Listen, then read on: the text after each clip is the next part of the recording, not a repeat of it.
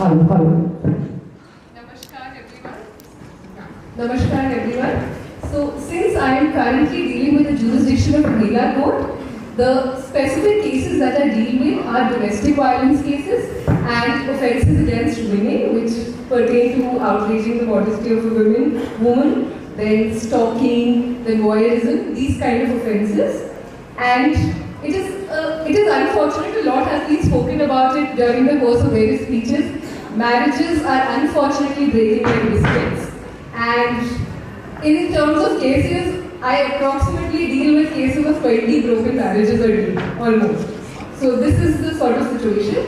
And we try our best, but it is ultimately upon the parties to the dispute to settle the dispute. We can at the most counsel it, the law can take its course, but what usually happens is that the procedures, the legal procedures in India take time. It requires the presence of all parties. So it is better if I can use this forum that if there are disputes between parties, if they are of a private nature, make efforts to settle them.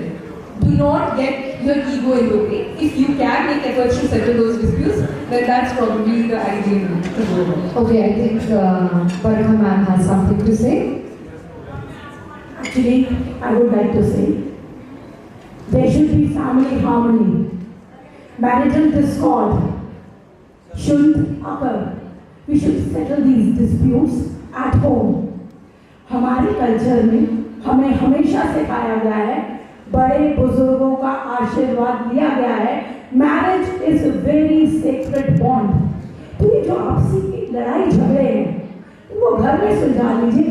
एक बार जिंदगी मिली है, live life king size. इतनी खूबसूरत जगह पे अब रहे भारत जैसा कोई खूबसूरत देश नहीं है जो अपने फैमिली सिस्टम के लिए माना जाता है. यहाँ के फैमिली सिस्टम में इतनी बॉन्डिंग है. हमने अभी हाल में कोविड में देख लिया है किस तरीके से कोविड में आपकी फैमिलीज ने आपका साथ दिया है. डॉक्टर्स ने साथ जरूर दिया है, लेकिन अगर फैमिली सिस्टम नहीं होता तो आज हम यहाँ पर इतनी बड़ी जीत नहीं जीत पाते जो हमने कोविड से जीती है. तो मेरा सिर्फ इतना मानना है कि डोमेस्टिक वायलेंस जो एक लॉ है ये जेंडर न्यूट्रल होना चाहिए. पुरुषों के ऊपर भी बहुत सारे अत्याचार हो रहे हैं. सबसे पहले तो आप सभी को आवाज उठानी चाहिए कि all the laws should be made gender neutral. दूसरी बात जो अभी आई है, केसेस कम होने चाहिए. 4 करोड़ केसेस ऑलरेडी हैं कोर्ट्स में. प्लीज ये मैरिटल डिसऑर्डर वाले केसेस जो है घर पे सॉल्व करिए और आगे बढ़िए जिंदगी में. बहुत खूबसूरत. Okay, ma'am, I really respected what you said, but my question is like, I asked to another woman as well, and any one of you can ask. Because you're a mother and you gave birth to somebody, और आपको वो अत्याचार सहने का मुझे नहीं लगता कि राइट है. वरना योर थिंकिंग, अगर आपका हस्बैंड या आपकी फैमिली आपको डोमेस्टिक वायलेंस कर रही है, आपको मार रही है, पीट रही है, आपके मेरे नज़र में या आप सबकी नज़र में डोमेस्टिक वायलेंस से हाथ उठाना नहीं होता. Verbal violence is something we should not tolerate. So what is your respect? के बच्चों की खातिर एक औरत को उस घर में रहना चाहिए? Unfortunately, at least in terms of the work that I do and the cases that I have seen in my limited experience, there are many women out there. Of course, you know, there is male bashing happening, there is misuse of the law happening, not denying that. There are many women out there who stay in abusive relationships or abusive marriages because even when there is some sort of violence happening, because they have no option to exit. And why is there no option to exit? Because there is some sort of financial dependence. The moment a lady is financially empowered, वो आर्थिक रूप से अगर आत्मनिर्भर होगी, उसके पास एक option रहेगा. अगर abusive relationship है, अगर abusive marriage है, I can walk out because I can take care of my child on my own. There are cases where the woman says, madam मेरे पास चारा नहीं है, मैं क्या करूँ? तो हम लोग, despite being in the court, despite being the presiding officer, we also have to make efforts to settle हो जाए. Even if there is violence happening, please go in because आपका बच्चा है, आपको अपने बच्चे को raise करना है, you have to give him a good future and we will make sacrifices. So I think efforts should be towards financial empowerment, आर्थिक आत्मनिर्भरता या स्वावलंबन के प्रति efforts होने चाहिए. I'll answer this question in a way that हम सभी को पता है there are the most 2 powerful things in the world. One which is a sword, talwar, and and the second, which is a pen, kalam. So there is another third most powerful thing in the world, which is the girl power, the woman power.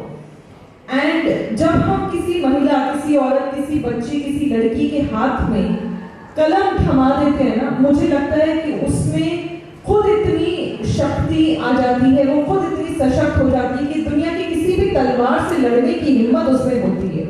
एक तो खुद ही है, दूसरा आ जाती है उस कलम से। बहुत इंपॉर्टेंट आपने ये क्वेश्चन पूछा, एंड जैसे कि मैंने बताया लीगल एड हम लोग भी देते हैं, being a lawyer, free legal aid महिलाओं को हम लोग देते हैं। I have seen a lot of people coming to me and saying exactly the same thing कि मेरे बच्चे का कल क्या होगा। And I must tell you, it is not only जो educationally backward है वो नहीं, पढ़ी लिखी भी औरतें इस बात को कह रही हैं। But I directly say कि आपको एकदम इस तरह के परिवार में, इस तरह की शादी में नहीं रहना चाहिए, क्योंकि financial dependence एक चीज हो सकती है but, और होती है but मोस्ट इम्पॉर्टेंट है आपके सामने जब एक डिस्ट्रक्टिव मैरिज है तो उसका and try to empower yourself. शादी एक फिनिश लाइन नहीं है जहां पहुंचना ही है, उसको खत्म कर दो अगर नहीं हो रहा है तो। Instead out of the court मैं कहूंगी आपस में इसको सुलझाना चाहिए ताकि कोर्ट का भी कीमती समय जाया ना हो। दूसरा मेरा ये मानना है किसी भी शादी में आप दूसरे व्यक्ति को, अपने साथी को जबरदस्ती नहीं रख सकते। अगर जबरदस्ती रखोगे तो वो एक टॉक्सिक रिलेशनशिप है।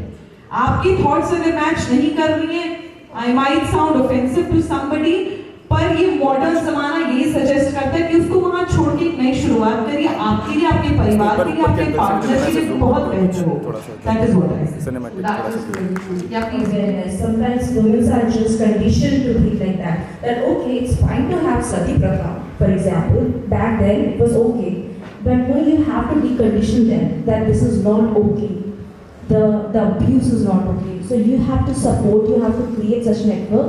And I guess these networking places are a wonderful platform where you all women, we all can come together and network and discuss such issues. I don't feel safe कि घर की गली के बाहर भी गाड़ी लगा के जब तक मुझे जाना है दिल में घबराहट होती है।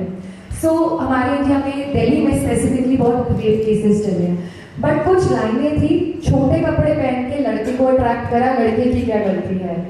ये लाइनें मैंने बहुत सुनी है। शराब पी के आई थी तो लड़के की क्या गलती है। What are your thoughts, like जो लोग ये लाइनें बोलते हैं, यू आल्सो थिंक अगर एक लड़की ने छोटे कपड़े पहने तो it is fine a boy to do that way? It's perfectly fine to wear small clothes. Yeah. It's the perception what you know the other person has it. It should be in the mind. वो लोग भी बनियाने पहन के, it's a kind of clothing they wear. That walks Yeah, we never say that. अगर लड़की छोटे कपड़े पहनती है, फर्स्ट वो क्यों पहनती है? रीजन बीइंग कि वो कॉन्फिडेंट है, इसीलिए वो पहनती है। तो डरने की क्या बात है? तुम कॉन्फिडेंट हो ना, तुम्हारा इनर कॉन्फिडेंस है।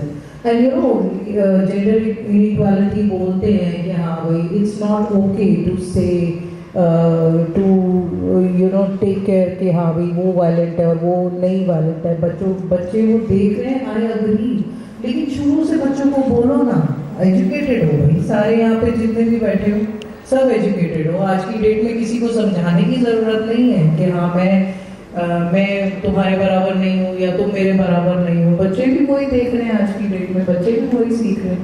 तो ये छोटे कपड़े का परसेप्शन मेरे को नहीं लगता, बिकॉज आज हाँ it should be not visible, visible clothes नहीं होने चाहिए, लेकिन छोटे कपड़ों में मेरे को नहीं लगता कोई दिक्कत होनी चाहिए। You are confident enough, that's fine with the world.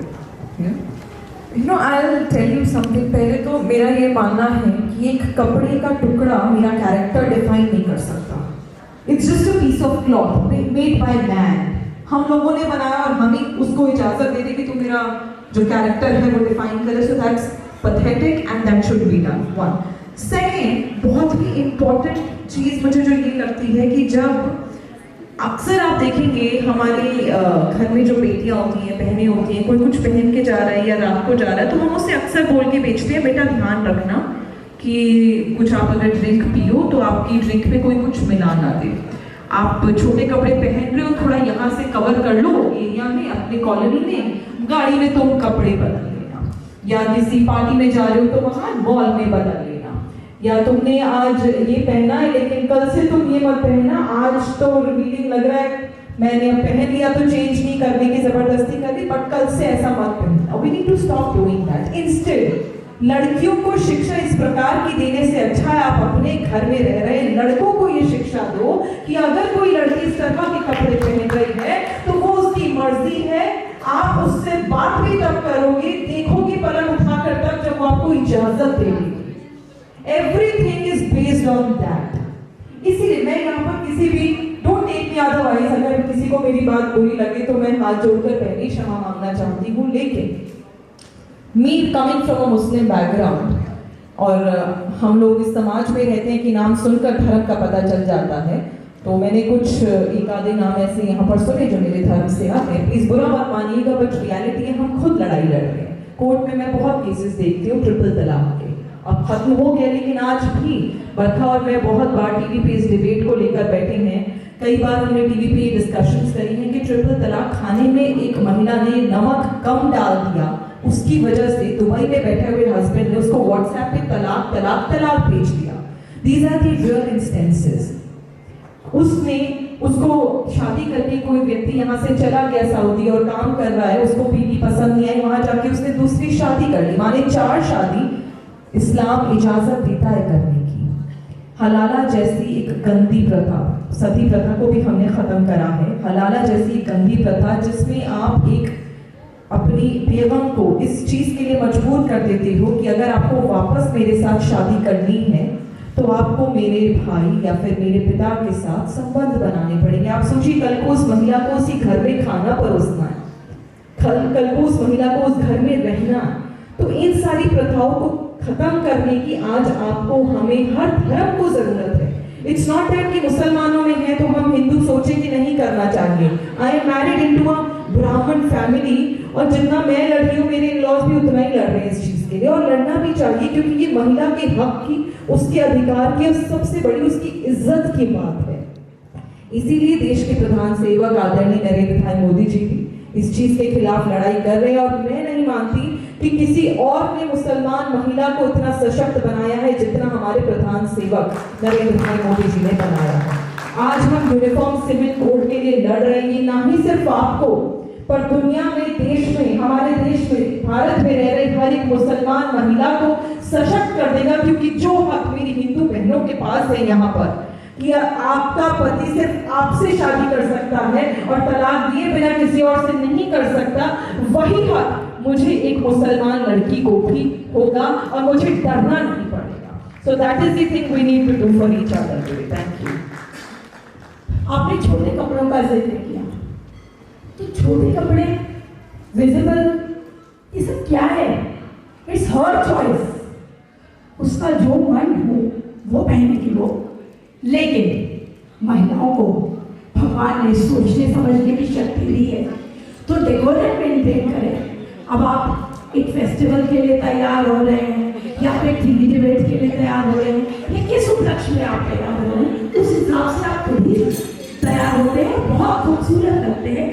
लेकिन हम में से किसी को भी, ना किसी महिला को ना किसी पुरुष को ये हक है कि हम उसे रोकें या टोकें। जब इस देश के प्रधानमंत्री 24 घंटे महिलाओं को आगे बढ़ाने में लगे हुए हैं, इस देश के तकरीबन हर चीफ मिनिस्टर को मैं देखती हूँ कि वो बेटियों को आगे बढ़ाने पे लगा है। फौज में बेटियां हैं, जानदारों पे बेटियां पहुंच गई, हर जगह बेटियां पहुंच गई। आज कोई ऐसी जगह है जहां बेटियों ने अपना सिक्का न जमाया हो, चाहे स्पोर्ट्स में देखिए कितने सारे पदक बेटियां लेके आए। तो हम 24 घंटे एम्पावर कर रहे हैं अपने वुमेन को, एनकरेज कर रहे हैं आगे बढ़ने के लिए। तो इस सोच को और बढ़ाते हुए रोका नहीं जा सकता, उन्हें टोका नहीं जा सकता, उन्हें फ्री बर्ड की तरह उन्हें सशक्त बनाइए और उन्हें अपने कार्य को करने दीजिए। ऐसा मेरा मानना है। हमें सहयोग करना चाहिए। ये सिर्फ देश के प्रधानमंत्री का काम नहीं है, हम सभी महिलाओं का काम भी है इसको आगे लेके जाना, और इसमें हम सब आगे बढ़ चढ़ के हिस्सा लें। Just as an additional comment to what Anudan has said, very beautifully said.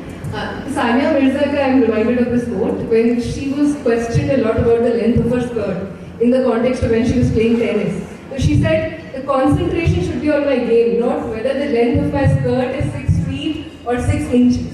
That's what it is all about. And it is very often said, teach your women to dress up in a particular way, वो जाने.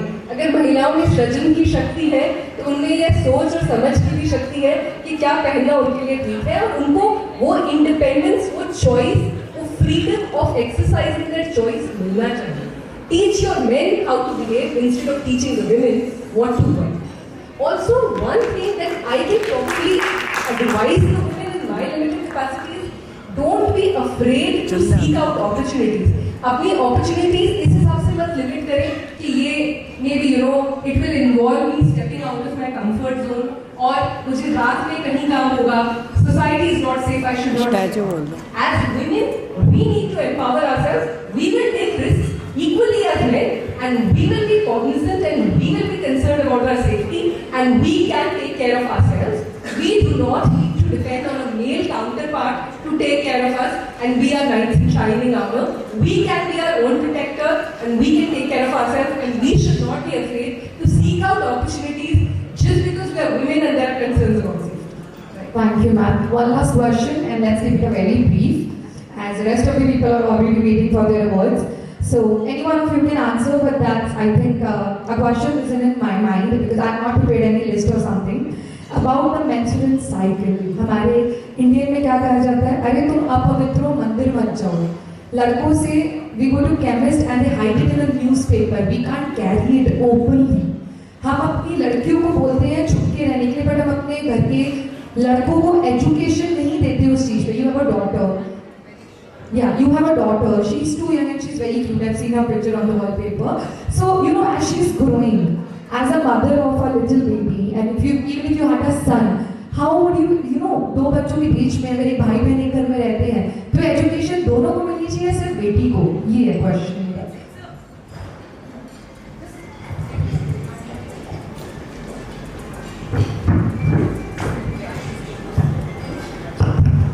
Absolutely right कि बहुत बार हम लोग सोचते हैं कि बेटे और बेटी में फर्क होता है और पढ़ाई जितना अधिकार लड़के को है, कई बार लड़कियों को नहीं मिलता. हमारे समाज में ये रहा है, धीरे धीरे स्लोली एंड स्टेडीली चेंज आ रहा है, बट कई जगह पर आज भी ये चीज़ है. तो जैसे बहुत पुरानी कहावत है कि अगर एक घर की महिला माँ पढ़ी हुई है ना, तो आप पीढ़ियों को पढ़ा देते हैं. तो बहुत ज़रूरी है कि आप कितना पढ़े हो और कितना रुचि रखते हो अपने बच्चे को पढ़ाने में. तो इस तरह की चीज़ों को तो हमें कभी बढ़ावा देना ही नहीं चाहिए कि कोई अंतर करना चाहिए बेटी में या बेटे में. अभी मैम ने भी बताया आपकी एक बेटी है और आपने दूसरा बच्चा भी नहीं करने की सोची. एंड सेम विद अस, क्योंकि आजकल के ज़माने में महंगाई इतनी है तो आप सोचते हो कि एक ही बच्चा बहुत है. And honestly this might sound आप लोगों को थोड़ा अलग बात लग सकती है, बट हम चाहते थे बेटी हो, क्योंकि मैं शुरू से लड़कियों के लिए काम करती आई हूँ एंड महिलाओं को मैंने आगे बढ़ते हुए देखा है, अपने कदम को बढ़ाते हुए देखा है. I have seen them high on their heels. तो मैं चाहती हूँ बेटियों को बढ़ावा दे. बट एक बहुत अच्छा सवाल आपने अभी यहाँ रखा, मेंस्ट्रुअल साइकिल का, right? If I heard it right. मैंने अपनी अभी जब हम चर्चा कर रहे थे और मैंने पोडियम पे मुझे मौका मिला बात करने का, तो मैंने कामाख्या देवी टेम्पल के बारे में बोला था.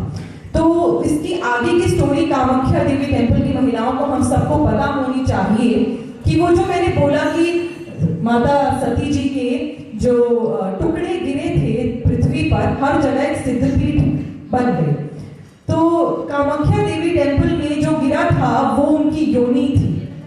उनकी योनि गिरी थी और हर साल जून के महीने में वो मंदिर बंद कर दिया जाता है, क्योंकि वहां के पीछे जो पानी, जो नदी बह रही है, वो लाल हो जाती है. कहा जाता है कामाख्या देवी उस समय मेंस्ट्रुएट करती हैं और बाकायदा पुरुष भी जाते हैं, आदमी भी जाते हैं, लड़कियां भी जाती हैं. वहां उस नदी में सफेद कपड़ा लेके जाने का रिवाज है, उसको डुबा के जब वो लाल हो जाता है उसको पूजने का रिवाज है.